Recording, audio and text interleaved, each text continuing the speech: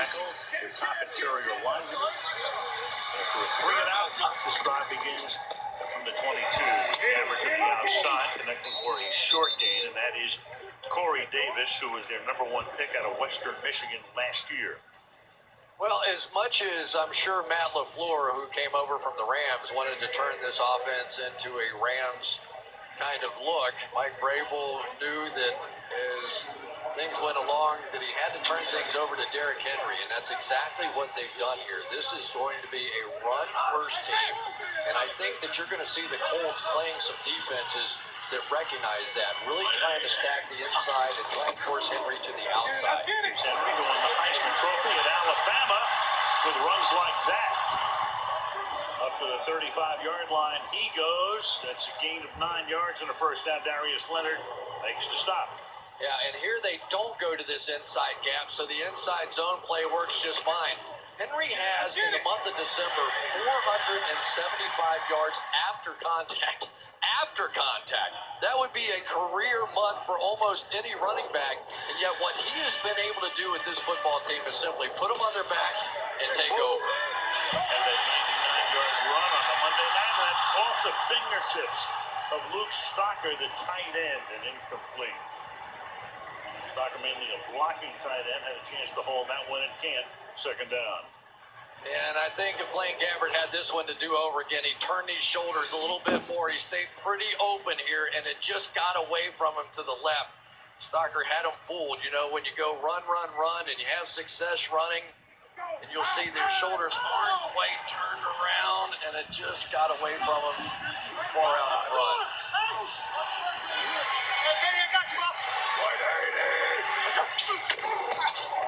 Second and 10, and Henry can't get out of the backfield. Nice stop there. Nice tackle by number 99, Grover Stewart. Number 90 to be third down and 13.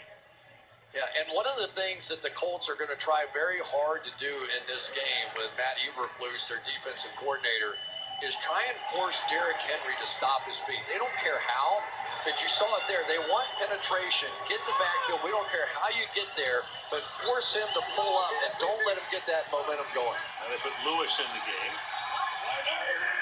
He was a free agent from the Patriots. Deep drop, and then Gabbert's going to go deep downfield, and the coverage is good and incomplete, nearly picked off.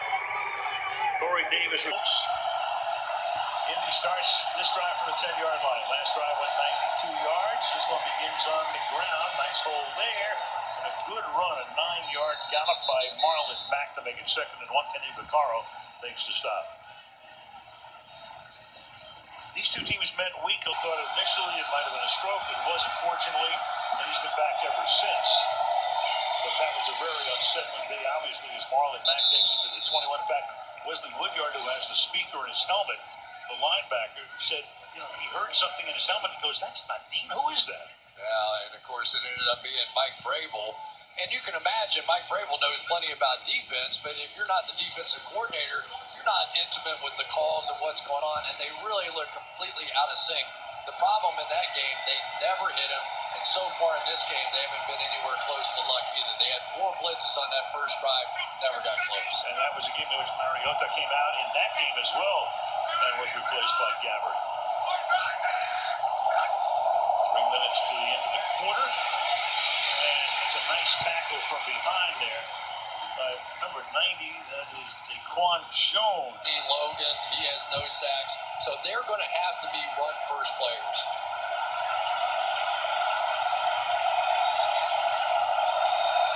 Second and 10. Takes the give. Fires over the middle low and incomplete. Trying to jam that into Chester Rogers. Third down and 10. The other story in week 11, you had T.Y. Hilton talked about that matchup with Adoree Jackson. So they targeted him 8 times, completed every one, 146, 2 TDs, and that rating is perfect. I tell you, Al, if I were playing him, I'm watching T.Y. and he's limping. I would get somebody right in his face. I would jam him at the line of scrimmage because when you've got a bad ankle, the release is the hardest part. He's had everything going on, shoulder, hip, ankle all season long. But he's had a great year. Third down and 10. Luck fires over the middle, and that will be hauled in at the 36. 37-yard line by Eric Ebron, who will be going to the Pro Bowl as a Colt after 4 seasons in Detroit. Well, they're just playing zone defenses, and Ebron really has done a fantastic job, not only against man-to-man coverage this year, but just reading these simple zones. It's not as easy as you might think, but it was really interesting talking to Eric yesterday. He said, I've never had a coach like Frank Reich. He just trusts me. He says, you figure out a way to get open, just go do it. We'll throw you the ball. First down for the 37. This is Jordan Wilkins, who would be number 3 on the depth chart at running back. And Wilkins has gained out to the 45-yard line of 9, and we check in with Michelle. Well, you were talking about Adoree Jackson. T.Y. Hilton called him a phenomenal quarterback and predicted that Jackson would bring his A game after Hilton had all that success in Week 11. Malcolm Butler told me Jackson came into this game motivated and wanting payback, but still Hilton said, hey, if they're going to leave me one-on-one, my job is to take advantage and make plays. The big question, Michelle, is going to be how healthy is he? He's going to be in and out of the game in all likelihood. Has already been at the sideline a couple of times. Obviously, keep an eye on him. Second down and 2. Nice hole over the right side here from Marlon Mack. Takes the ball into Tennessee territory, and we're less than a minute to go in the first quarter. If you're a Tennessee Titans fan at this point, you are uncomfortable because they are running the football pretty much at will. And part of the reason is guys like Quentin Nelson here and what he's been able to do blocking this year. He is one of those pancake artists. You see more often than not, guys that he blocks ends up somehow underneath him. 30 seconds to the end of the quarter. One checking off. That clock is at 2. Going ground, straight ahead. Next to nothing there for Mack, tackled by Woodyard. And that might take us to the end of the quarter, where the Colts have run 20 plays and the Titans have run 8. And the Colts have had the ball for 11 of the 15 minutes, controlling everything through 1. End of 1.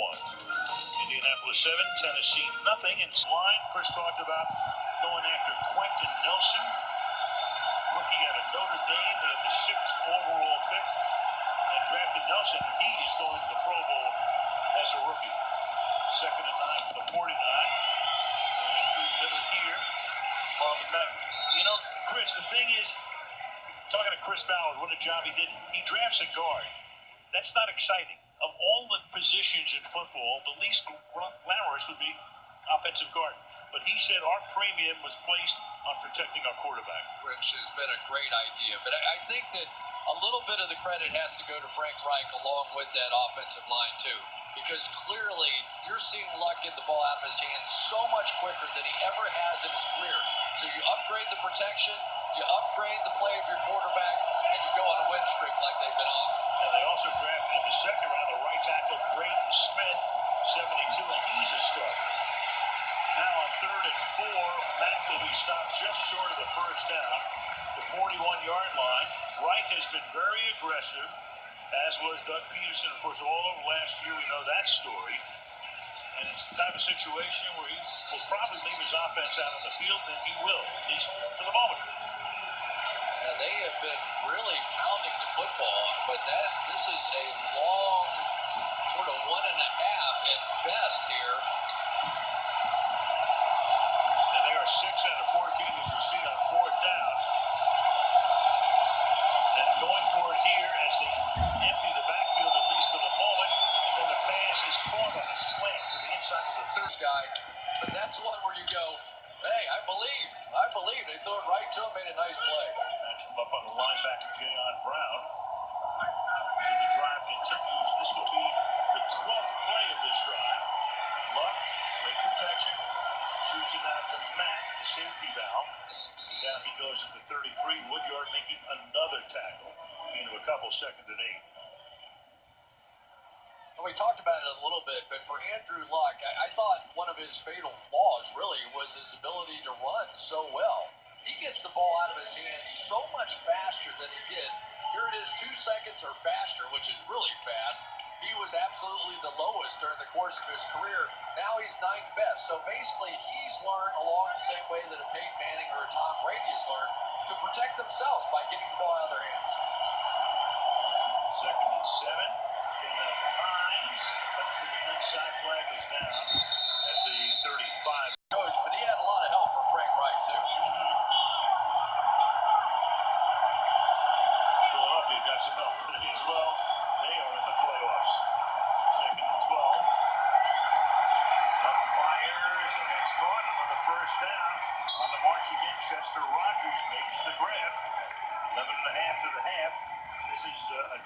that has now consumed 13 plays in 8 minutes. Watch Andrew Luck throw the football here. He's back to what he was. He's back to being able to reach back and throw the football. We saw him, I guess it was last year, where he really just... He was very introspective. Really, nobody knew, up until the training camp began that he could be what he was, Ryan Grant. And he finally settled on that, and I think it helped with his total rehab. Ryan came over to say that it's almost a perfect match. At least it has been over the past couple of months. 2nd and 6 to the outside goes Mack, tries to get around the corner, and does to the extent he's able to pick up the first down. Malcolm Butler running him out there, and they have now run 27 plays at the Colts to 8 for Tennessee. Well, we know about Derrick Henry and his stiff arms. Watch this one. I don't really know what defenders are supposed to do. When you get hit right in the chops like that, it is almost impossible to try and focus on making a tackle and also take a jab to the face, because you have to be able to swipe that thing away and then go get it. And so far, this has been not a lot of fun for Blaine Gabbert. Oh, he's been spectating. Colts have had the ball 16 minutes. The Titans less than 4. Buck fires into the end zone, and that will be hauled in for the touchdown. Eric Ebron, his 13th touchdown reception of the season. That's the first touchdown this season that Tennessee has allowed to a tight end. He told us last night, I hope Kevin Byard is playing man coverage on me, because that means I've got a chance to get the ball. If they double... Point number 2,593 for the certain future Hall of Famer. This drive paid off in the end. Luck to Ebron, and it's 14-0 in Music City Miracle against Buffalo. Titans beat the Colts in their only head-to-head postseason meeting, highlighted by a 68-yard Eddie George TD run to put the Titans up for good back in 1999. And there he is 2 decades later, still in great shape. Eddie George. Talk about a guy you did not want to tackle.